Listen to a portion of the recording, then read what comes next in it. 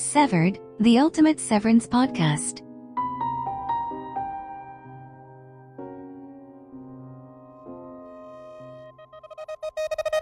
Welcome back, macro data refiners. You've once again found yourself listening to Severed, the ultimate severance podcast. So that means you must want to be here, right? I'm your host, Alan S. Severed is a deep dive, comprehensive rewatch podcast. Nothing is off limits from the first season of Severance. This is an episode-by-episode rewatch with tons of spoilers. It's best to watch all 9 episodes of the first season of Severance before you start this podcast. After episode 1 established the premise over and over and over, here in episode 2, things really start to take off. Mark plays hooky to meet Petey, Helly refines her first set of numbers, and we get clues from everywhere, including Irving's fingernails. So refiners, if you're ready, let's open the file called Half Loop. Just like Good News About Hell, Half Loop was written by series creator Dan Erickson and staff writer Anna Oyang-Munch. It was directed by Ben Stiller. The release date on Apple TV Plus is February 18th of 2022. And yes, this is the same date as episode 1. Both were dropped together because they really wanted to set that hook and reel new viewers in. Now, in the first episode, we met Helly R, who is a newly severed innie. We don't know anything about Helly's outie. Our entire experience with Helly R was limited to the perceptions of her innie. We have no perceptions from her outie, which caused the somewhat confusing experience at the threshold door leading into the stairwell. We were allowed to meet the full Mark, both his innie and outie, in episode 1.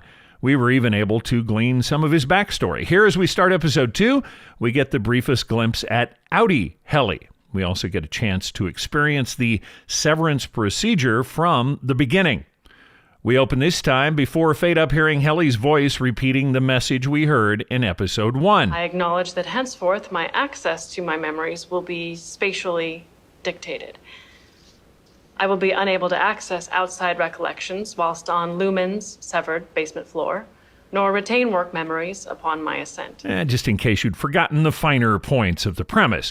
We fade up on a shot of Milchick behind a small video camera. Helly finishes the now familiar speech. Come with me, please. We cut to a long shot of Milchick and the unsevered Helly walking along one of the open balconies of the Lumon atrium. Milchick seems to be almost omnipresent in the lives of the severed macro data refinement employees. Milchick appears so often and in so many places, there is a theory Milchick might be either a clone, copied over and over and sharing a single consciousness, or Milchick is a Lumon brand humanoid robot with multiple identical units placed all over the Lumon building. These are interesting theories, but I'm pretty sure Milchick is an actual human and there's only one of him. He just happens to be a very motivated and productive employee who manages his time very well. Milchick is giving unsevered Helly a rundown on the day's schedule. Her work personage will be waking up on the severed floor in a few hours. But the next time you yourself will be sentient will be this evening. In the elevator back up. Helly is full of barely contained excitement. She seems pretty positive about this. Okay. They pause on the balcony, looking reverently at something. We get a reverse angle revealing the enormous relief sculpture of the man's head we saw in episode 1. We mentioned how this was maybe a nod to sci-fi pioneer Philip K. Dick. It's also been cited as a possible homage to groundbreaking psychiatrist Sigmund Freud. Sure, it could be both. Old white men with beards for 400, Alex. This is actually a profile of Lumon founder and cult-like demigod Keir Egan. Milchick pauses with reverence. I love seeing the sunrise on his face. As they continue walking, Milchick throws out a bit of Keir trivia. You know he used to drink 3 raw eggs and milk each morning? I've heard. His favorite breakfast. Which would be the answer to question 4 in episode 1. Question 4. What is Mr. Egan's favorite breakfast? The unsevered Helly knew this information easily. Severed Helly That one makes no sense. was confused by the question. More proof of the impenetrable wall put in place by the severance chip. Now I'm also wondering if they do Keir Egan trivia night over at Pip's. Milchick and Helly turn down a side hall. They enter an unmarked door and a large white wall. Milchick acknowledges a man passing in a suit. Good morning, Lawrence. So does Milchick know everyone at Lumon? Lawrence is uncredited, and there isn't a single person named Lawrence or Larry I could find anywhere in the cast or crew. I would like to start a Lawrence-based conspiracy theory about Severance. It will be revealed at the end of Season 4, Lawrence is behind everything. Returning to our regularly scheduled surgical procedure, we hear the beep of medical monitoring equipment fade in as Lawrence passes on by.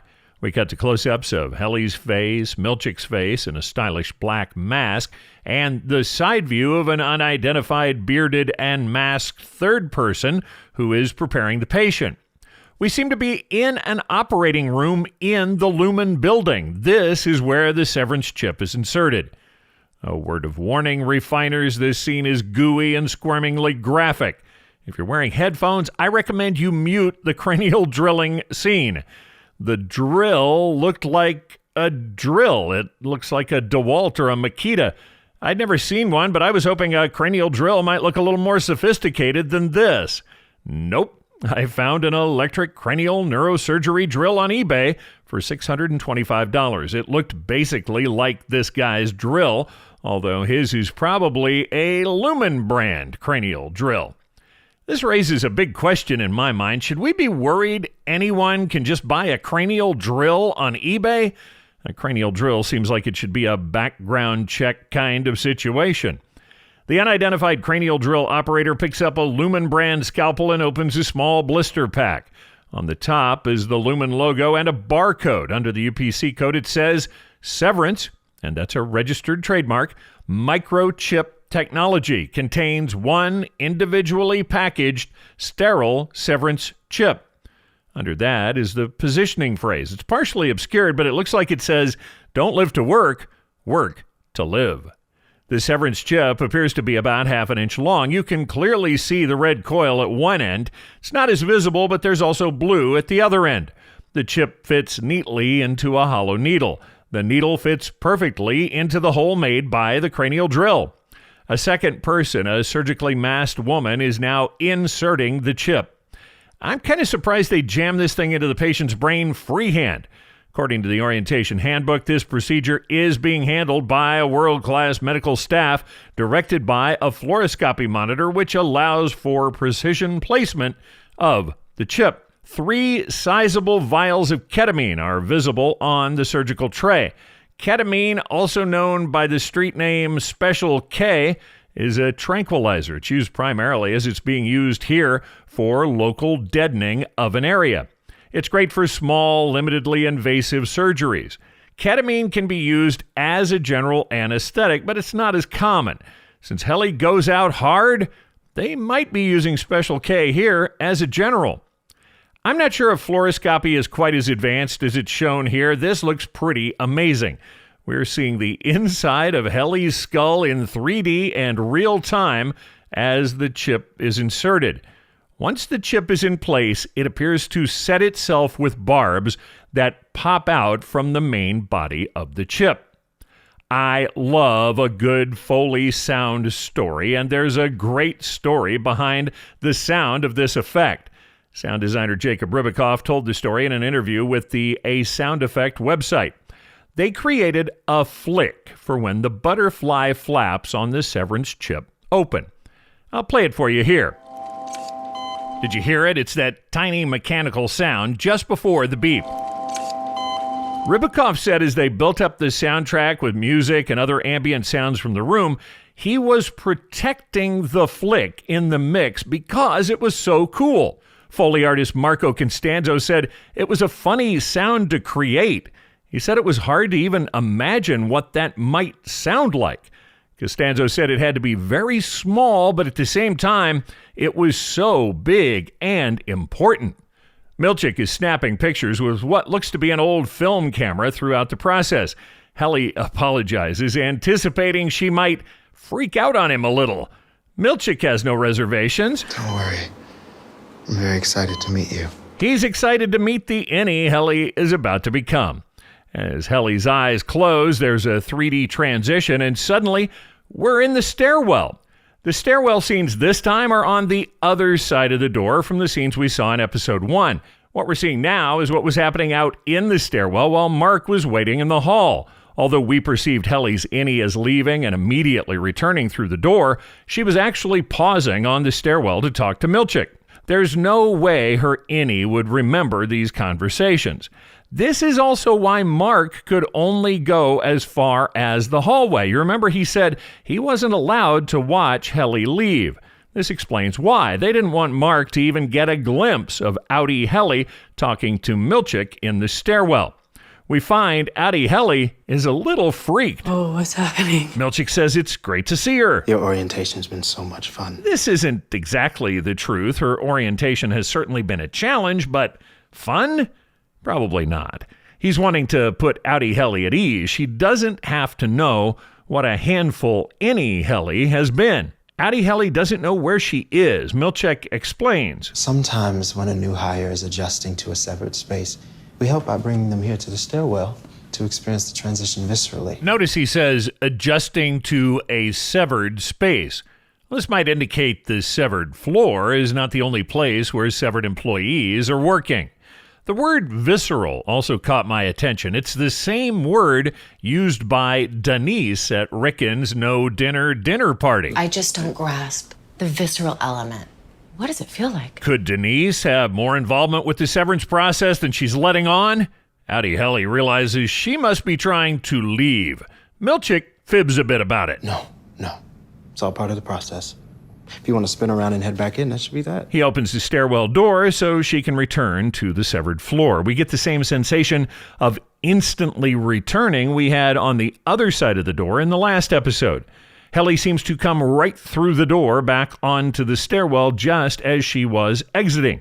This is the Outie's perception. Milchick greets her again. Hey there. Outie Helly realizes her Any must be causing some trouble. She wants to get back in there. Milchick opens the door and tells her, Want to give it another shot? Maybe with a little oomph? Helly jogs through the door for her return to the severed floor.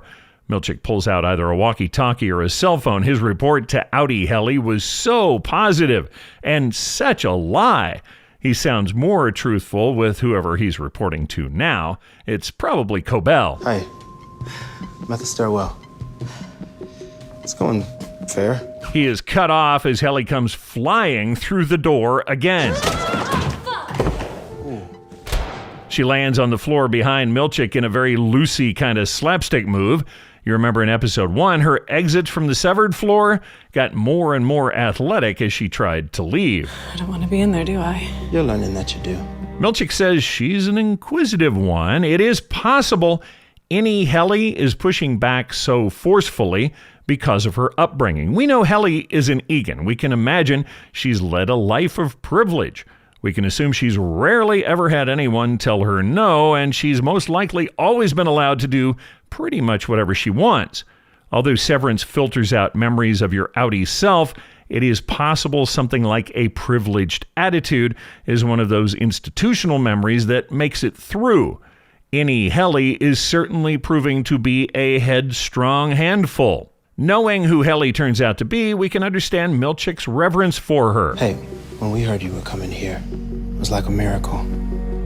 It's amazing what you're doing. He seems sincerely blown away she's there as a part of the Severance program. I didn't really catch this bigger meaning to his words my first time through. Once I understood Helly's position with Lumon, I got Milchick's fascination with her. It's not clear how completely voluntary Outie Helly's participation is in the Severance program. CEO Daddy James seems to have a very vested interest in her success. He may have pushed her into getting severed. It's also possible Outie Helly is on board as someone who supports Dad's work. She realizes how well known she is around the company, and she's most likely in line to be the next CEO. Understanding the Severance program from the inside out and garnering positive press about the program might be very valuable to Outie Helly.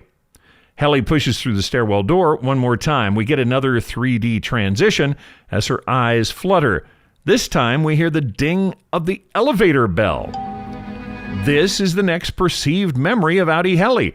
She was on the stairwell, passed through the barrier, and now the elevator doors are opening. It's the end of the day. Helly staggers a bit as the elevator comes to a stop. We hear the voice of Milchick. Wow, this guy does get around. Hey, old timer. One day down. We cut to Helly's POV. Milchick is smiling and holding a bouquet of white flowers. This is the same bouquet we saw in Helly's hands at the end of episode 1 as Mark almost hit her with his car. Hey! Sorry. Maybe keep your eyes on the icy road. It wasn't clear then where exactly she'd come up with a bouquet. The Severance writing, directing, and production crew does not seem to miss details. You do have to let them tell the story at their own pace. You saw flowers, we'll get to an explanation for the flowers, but you might have to wait until the next episode. Also, I would like to quickly address a theory about the line Helly uses here. There is a thought, keep your eyes on the icy road, was the last thing Gemma Scout said to Mark just before he hit the tree and killed her. We have no way of knowing if this is true or why Helly would know this line or why Mark doesn't react when he hears it. But hey, it's a theory. We cut from a smiling Milchick to black and the start of the Severance theme music.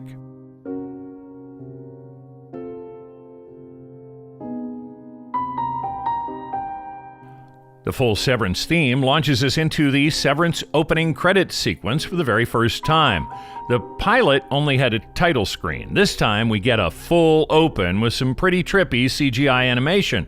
So trippy, it won the Primetime Emmy for Best Opening Credits Sequence in 2022. It was created by a Berlin-based 3D graphic artist and producer named Oliver Latta. His online moniker is Extraweg. Ben Stiller found him through his Instagram posts. Let this be a lesson, content creators. Get your stuff out there. It might land you a job that will win you a Primetime Emmy.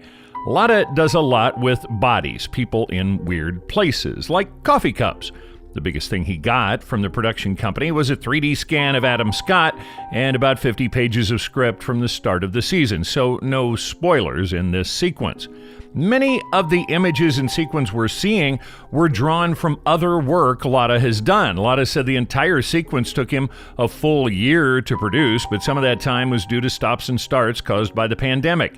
He was working from Theodore Shapiro's music score, which he said helped define the flow and timing of the sequence. There were notes from Ben, and he accessed the Severance production deck so he could match the style. Otherwise, he was on his own. Latta says the images are supposed to be conversation starters, not answers. Let's go through the sequence now since it's new, and even though it was the big Emmy winner, we'll probably be hitting the skip button for every episode after this one. We open on Mark with a face full of stubble wearing a tie. Only his chin and cheek are visible in the shadows. Latta said the sequence is intended to roughly parallel Mark's workday. We cut to an overhead shot of a bed where Mark is laying awake in his tie and dress shirt, his innie wardrobe. Cut to Mark in his blue suit fighting with the trash bin in the middle of a field of snow. Irv's black ooze is coming from the can. Cut to the Lumon parking lot. Cars are buried in heavy snow and the aisle is snow-covered. Mark in his innie suit is walking up and to the right. Audi Mark in his red pajamas walking down and to the left. Red PJ's Mark is holding a balloon made up of about a half dozen innie Marks. It's a freaky-looking thing bobbing along behind him. He's holding one leg, and the rest of them are arrayed like a helium balloon being pulled by a kid. This memorable image was cribbed from another Latta work called Past. It illustrates how Mark can't completely leave his workday behind. Cut to a hallway filled with elevator doors and dozens of innie Marks crossing each other. One Audi Mark in his red PJs is mixed in with the group. The innie seems to be taking over the consciousness. Innie and Audi Mark move around this space. Audi Mark falls into one of the overstuffed wellness chairs, and it immediately melts to become more of Irv's black goo, which we do get a glimpse of for the first time in this episode. Pan down to Audi Mark in a cubicle. A dripping blob of Irv's black sludge is about to fall on him. Then a huge wave of the arms and legs from hundreds of innie Marks overwhelms the Mark in his red PJs. The shot pulls out and we see this wave is in a coffee cup, which spills over, rolling the whole mess of any marks out onto a desk. This sequence echoes another lot of work called human paste, where human bodies flop out of tubes. Red PJ's outie Mark is able to escape the wave of innies. He jumps off the desktop and lands in the open skull of his innie. This is the graphic used in so many show promos. Adam Scott open head. Lotta didn't create this when it was provided to him. This iconic image lasts for just a moment because we're not done. The camera pulls out in a swirl to reveal multiple workplace pinwheel clusters like the one we find in MDR. A giant needle, like the one that delivered the severance chip, comes down into the cubicle and starts to pick up Red PJ Mark's cluster and vacuum it into the needle. We go up into the barrel of the needle with Mark swirling around. Only one is Red PJ Mark. The rest are innie marks that morph into Irv's black goo and swirl onto the face of outie Mark. He's being drowned by his innie. We swirl out of the black goo to find it's the same sludge that was oozing out of the trash bin at the beginning of the sequence. Outie Mark is fighting with a river of black sludge, which is becoming innie Mark. Quick cut to the down-angle view of the bed where we started. Innie Mark in his suit is still laying there.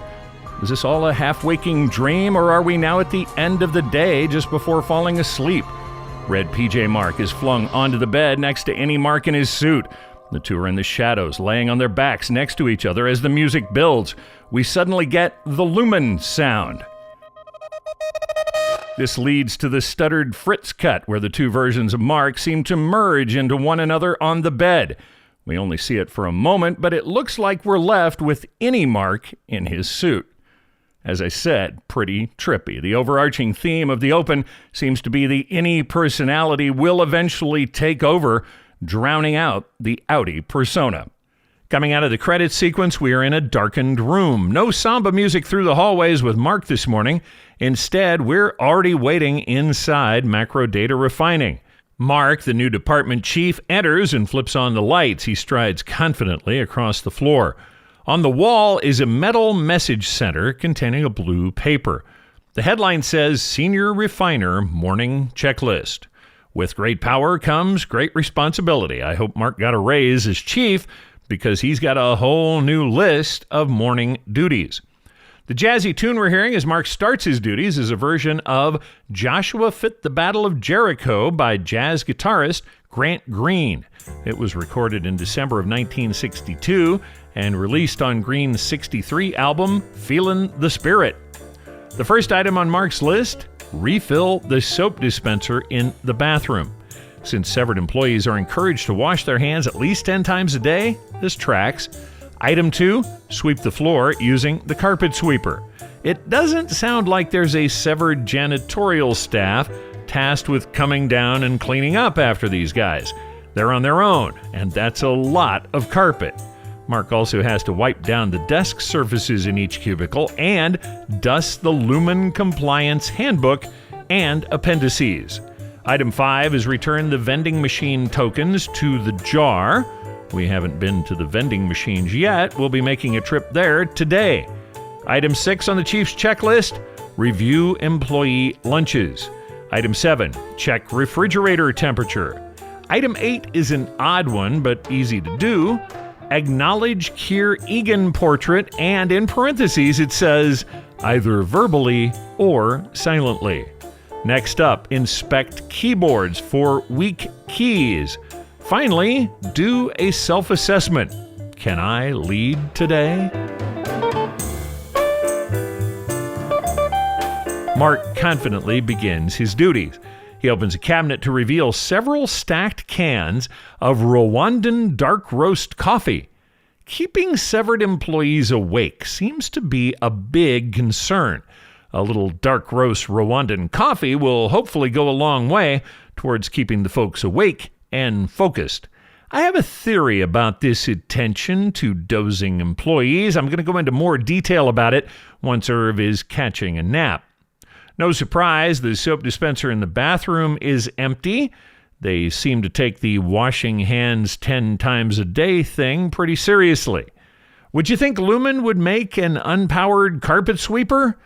Well, they sure do. Mark pulls it out, blue, of course, with the water droplet logo. He starts to sweep the huge expanse of green carpet. There's an effect showing multiple marks sweeping the floor in a time jump montage. There's a close-up of a small inset bookshelf in the wall. This is the shelf that holds the Lumon Compliance Handbook. The handbook itself is the large book on the bottom. The 3 smaller, but still very thick volumes above are appendices 1, 2, and 3. All 4 volumes are smartly hardbound in green and gold. Mark works them over with a feather duster. Same with the computer screens. Mark polishes his caricature lucite block and places it back on the lighted pedestal. There's a shot of Mark's desk showing the lighted block sitting next to the office picture. It's the old picture, the one still showing the guy we now know as Petey, standing to the far left. He has a hand on Mark's shoulder, and Mark is beaming. Mark pauses to pick up the picture and dust it off. The music changes. The jazzy tune is gone. Mark pauses, looking distraught. He studies the picture. His features are clouding. Suddenly, he collects all of the group pictures from each desk in the cluster. This seems impetuous, like he's doing something wrong. Mark throws a guilty look over his shoulder as he heads into the storeroom. He's returning the cleaning supplies, but he's also taking the collected pictures into the storeroom with him. We cut to a POV shot from up on a high shelf. Mark steps up on something and puts the pictures far to the back of the top shelf of the storeroom. Helly walks in behind Mark as he's still on the stool. Hey. Hey. Mark turns. He's standing in the corner with stacks of red, green, and blue paper reams on either side of him. Helly thinks it's a new day, but she's not positive. She asks if it's tomorrow now. Mark tells her it's actually Monday. A weekend just happened. Yeah. I don't even feel like I left. Yeah, that's how nights and weekends feel here. This is the drudgery of the innie. When the elevator closes, perception stops. Perception resumes as the elevator is opening for a new day. There is no break for the innie. It's one continuous workday punctuated by trips to the elevator. Innie Mark is really trying to put a happy face on this horrific situation.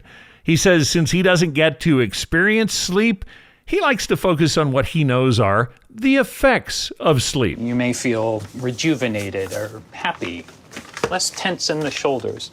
Spry. Helly checks her watch. It's 9:05. Yeah, they stagger the entries too, so we don't meet on the outside. It's important, apparently. Mark picks up 3 colored reams of paper. Mark's stack is blue on top, green in the middle, red on the bottom.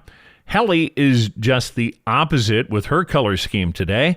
Red hair over green sweater and blue skirt. Since Mark said Audis aren't supposed to meet on the outside, Helly figures they must not be friends. Guess not. There's a cut to a close-up of the Macro Data Refiner's Orientation Handbook.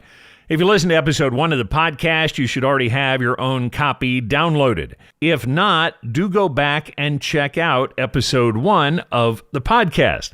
Helly is flipping through the handbook. The little cartoon character is Sevy, the animated Severance chip.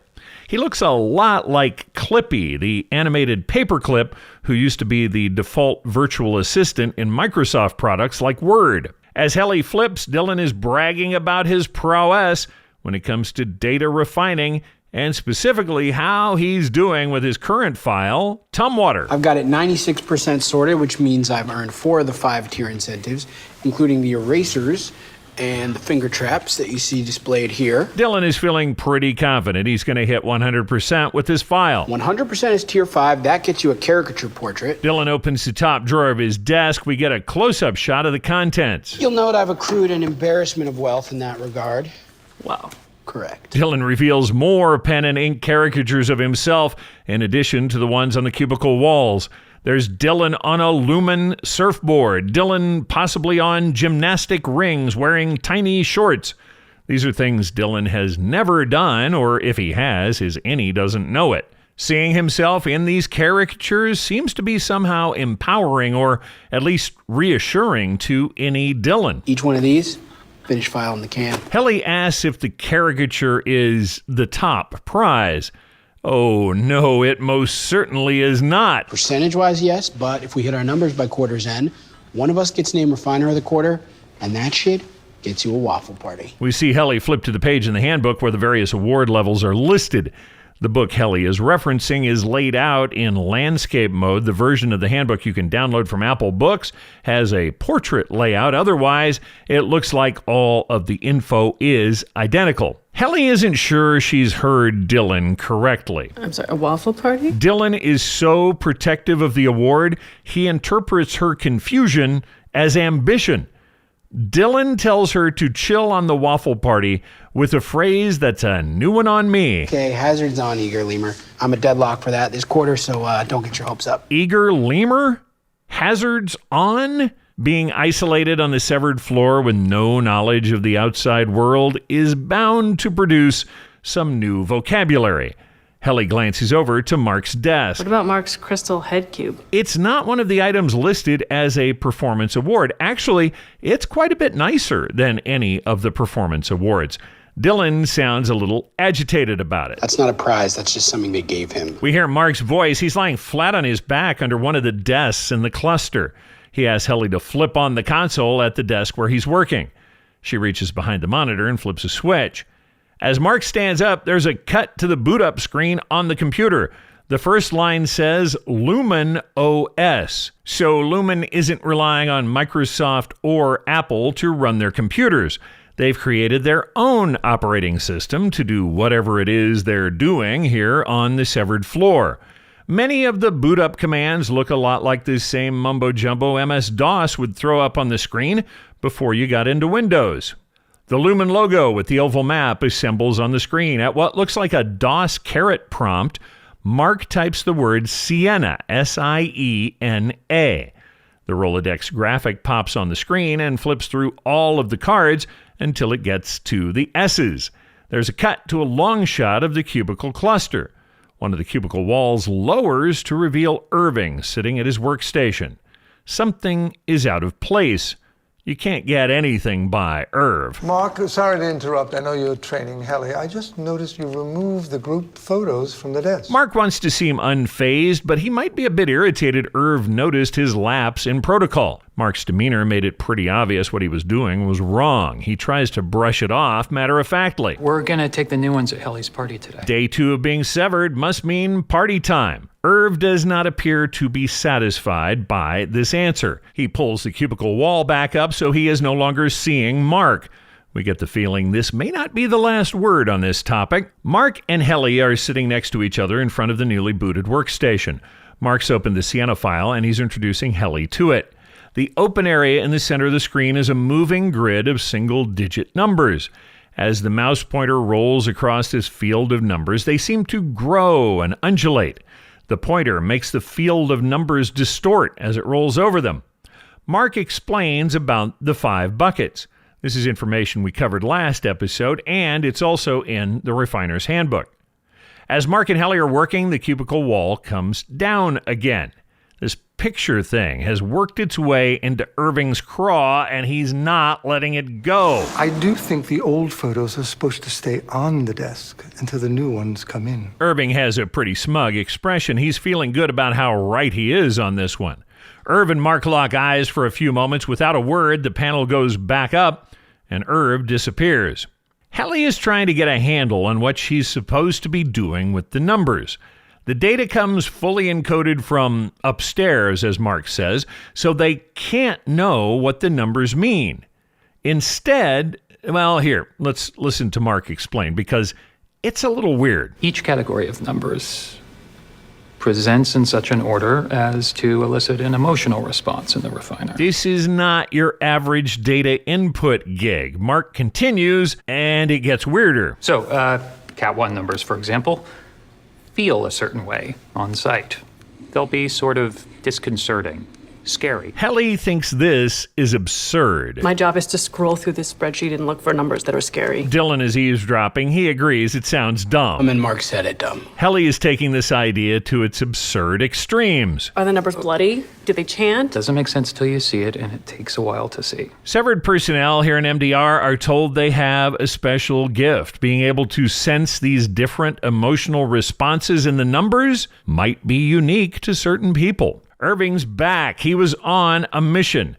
No surprise, he's still working on proving he's right about that picture. Hey, Mark, I just printed out the passage of the handbook on changing out group photos. Just might be good to peruse when you're between things. Irv is a stickler for the rules. Also, notice how he referred to the rule from the handbook as a passage. The handbook and its appendices is truly the Bible of the Keir Egan cult. It's pretty amazing to think it even covers something as mundane and specific as when to change out a group picture, but it must. Helly wants to know about quitting. It's only her second day, but she's decided she just might hate this. Mark catches Dylan's eye, and they exchange a glance. They both know how impossible it is to quit. Mark says a severed worker can submit a request to their outside self to resign. Dylan, ever the realist, chimes in. And good luck getting that approved. Mark admits quitting requests do get rejected quite frequently. He also touches on the subject of what quitting would mean for any Helly. Since this perceptual version of you only exists at Lumon, quitting would effectively end your life. In so much as you've come to know it. Quitting, not going back to the severed floor, means the death of the innie. Peg Kincaid mentioned it in the Lexington letter. This is one of the great moral conundrums of severed existence. The severed employee is quite possibly existing in a type of hell. They work continuously without a break, never knowing if they've slept, what their outie lives are like, or anything other than work. Getting them out of this existence should be a good thing, right? Well, yes and no. Yes, because they would be freed from the drudgery, but no, because freeing the innie from continued innie existence means they effectively die. Recombining the memories of the innie with those of the outie, like what Petey seems to have done, could allow the innie to continue to survive with their memories and knowledge intact as a part of the whole person. Can this happen? It's a big question mark. Lumon says it's an irreversible procedure. Now, since Petey seems to be the only person on Earth with a defeated severance chip, the idea of recombining severed employees is probably still a long way off. Milchick is rolling a cart into the Macrodata office area. Dylan knows what it is. Hello, refiners. Ooh, sweet. Melon Bar. Milchick has his simple two-shelf four-wheeled cafeteria cart with something on the top shelf. It's nothing fancy, but it's being presented like it's an event. The prizes and parties on the severed floor all have a very simplistic feel, like the parties you'd find at a nursery school. The innies are easily entertained, and Lumon seems to spring for the bare minimum whenever they can get away with it. Milchick steps to Helly with smiles and positive reinforcement. I'm agog at how well I can tell you're already fitting in. The office feels whole. Okay, so the office is whole, even if the workers aren't. Agog is outside of the usual work vocabulary. This feels more like scripted content. It's about as awkward as Mark's right as rain comment during the initial interview. Now, I know you're sleepy, but I just bet it'll make you feel right as rain. You can sense tension whenever Milchick arrives. He wants to come across as everybody's buddy, but the refiner's response to Milchick tells us he can be cold and possibly even mean. Let's get this party started. We cut to the 4 MDR employees and Milchick sitting in chairs in a circle. Milchick has centered himself directly in front of the Keir Egan portrait. A red playground ball is being used as an icebreaker. The ball is rolled across the carpet from one refiner to the next. This is the same kind of get-to-know-each-other icebreaker game you'd find both at either an executive retreat or on the first day of nursery school. When they get the ball, the refiners are supposed to share something about themselves. What they share, of course, will only be information from the innie perspective. Irv is the first one we see get the ball. My name is Irving, as you all know, and I've worked here for 3 years. And Irv's innie thinks he's worked here for 3 years. This is an important bit of info. Outie Irv, like all the MDR employees, has a listing on LinkedIn. According to Irv's LinkedIn bio, he's been at Lumon for 9 years. Why the discrepancy? We'll get into that in a little more depth after Irving has met Bert. For now, just tuck this bit of info away. something about me is that I know all 9 core Lumon principles. Milchick asks Irv which is his favorite. He answers like a 5-year-old. All 9. But today, I think I'd say cheer. We've delved into the 4 tempers, but not the 9 core principles of Lumon. In episode 1, I mentioned there were 9 principles, but I didn't name them. The principles are listed in the Refiner's Orientation Handbook. They are vision, verve, wit, Irv's favorite, cheer, humility, benevolence, nimbleness, probity, and wiles.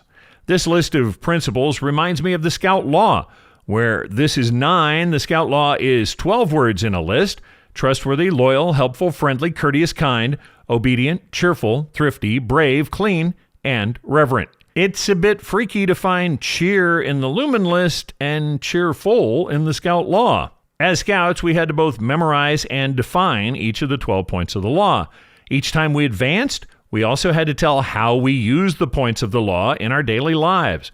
I'm betting severed floor workers are studying the principles in kind of the same way. Irv is proud he knows them. I was familiar with most of the core principle words, but probity and wiles required a lookup.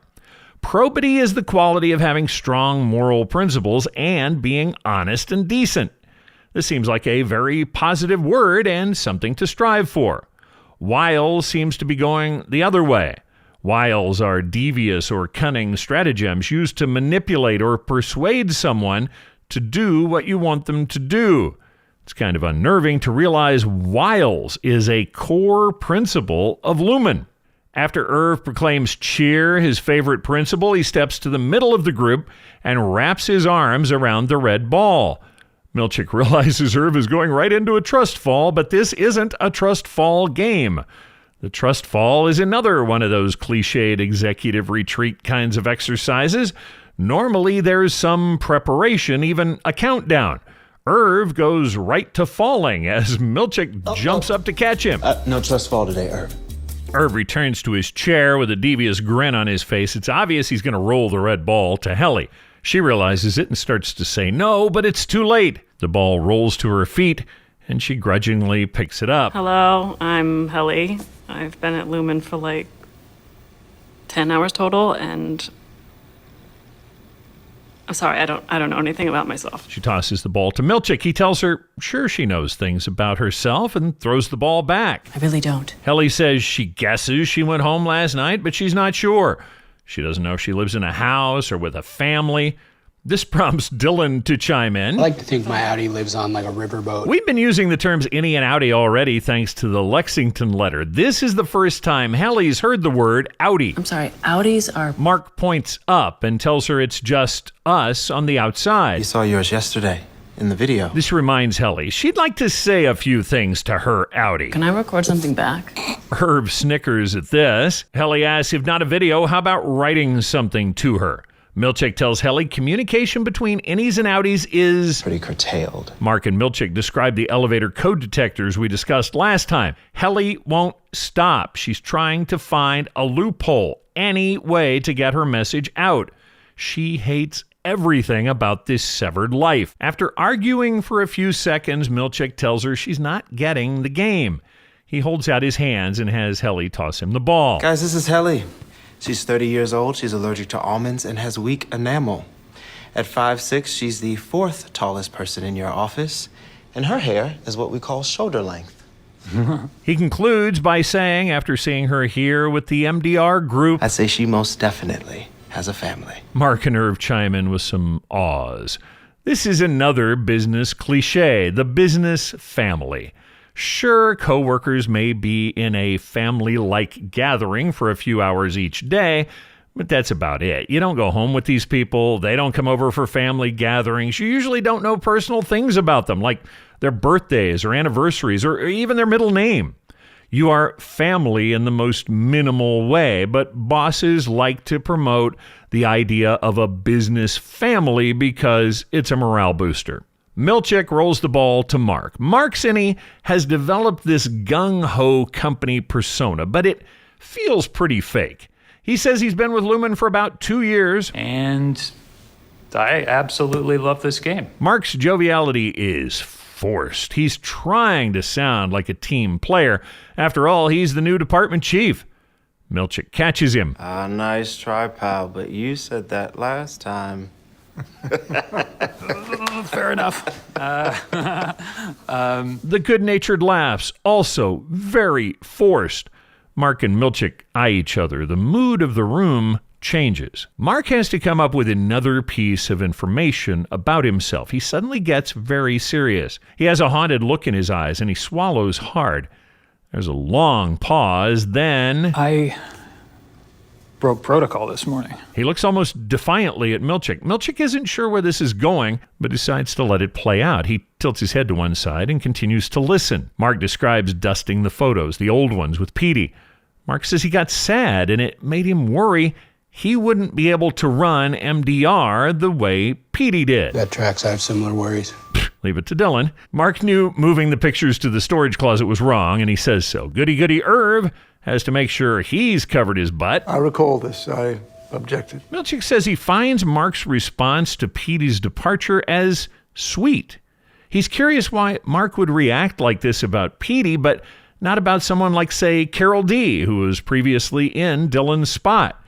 Mark says the situations are very different. We knew Carol D was leaving beforehand. I mean, her Audi film to thank you. Petey was just gone with no warning.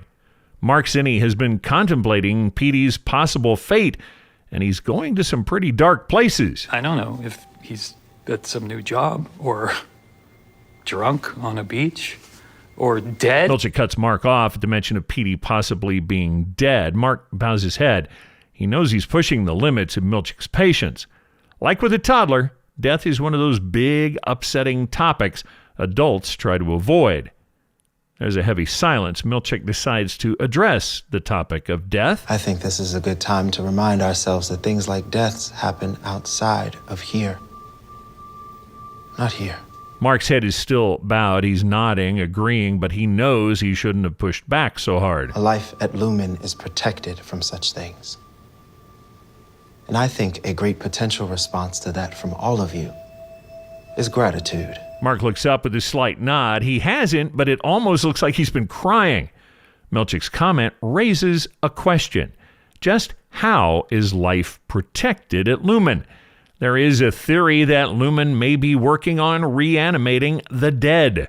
More on that later. The mood of the room is very strained following Mark's outburst. Milchick tries to lighten things up with one of his disarming smiles. I also think that Melon isn't getting any tastier. The refiners head for the Melon Bar. Milchick rolled in. The tune that begins as Dylan is choosing his melon, The Cat by Jimmy Smith and Lalo Schifrin. We watch the refiners as they enjoy their Melon Bar. Dylan takes a long time choosing his treats. Irv has selected a seat just in front of the Keir Egan portrait to enjoy his plate of melon. Don't look away, a clue is coming. Irv notices something black like dirt under his fingernails. He's as surprised as we are to find it. Is Irv a gardener on the outside? Well, not exactly. We will discover this is paint. Irv is a very serious painter. He only has one subject, but he paints it again and again. Irv's chosen image requires a lot of black paint. It's kind of surprising to see goody-goody Irv with dirty fingernails. The hand-washing section of the orientation handbook specifically says to get rid of any grime or debris under your nails when you wash your hands. As the refiners wait in line, the long shot creates a great freeze frame where Helly is standing, waiting on Dylan. Her head blocks the Y in her name on the Hello Helly sign. The printed banner on the wall briefly reads, Hello Hell. If you aren't getting it, this place might be a bit like hell.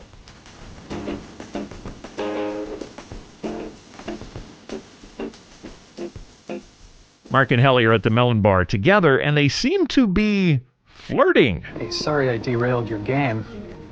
I thought I already had, but then yeah, you made it way worse. Mark chuckles. Helly asks him how he's going to find out if Petey is okay.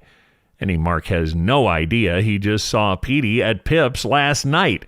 Mark sounds like he's backing down. Oh, I think Milchick was pretty clear. You're just done asking about your best friend because our babysitter told you to stop? Mark's reaction is a bit chilling. He says Milchick is a nice man, but when he says something, it's best to listen. Because he can't always be nice like that. You can see the lump in the throat fear Mark has about Milchick. Helly isn't picking up on the possible threat posed by an unhappy Milchick. A smiling Milchick addresses the room. Okay, refiners, let's get this new group photo before the melon bloat sets in. Mark's laughter is forced and so sycophantic. The refiners step to an open expanse of wall, which isn't hard to find. Mark and Irv both put on their suit coats. As Milchick lines up the camera for a picture, much like the one we saw with Petey, let's talk for a minute about this camera. We've seen Milchick with it now in several scenes. It's the one he was using in the operating room during Helly's procedure. Tremel Tillman said in a Vulture article, "This is the real deal." He called it an antique, which makes me feel old. He said it does use real film and it does take actual pictures. He had to work with the props people to learn how to handle it, how to advance the film, how to use the viewfinder. He said if he didn't flick the film advance just right or he wouldn't catch the flash, they'd have to do the shot again. Milchick reminds them they will be looking at this picture every day.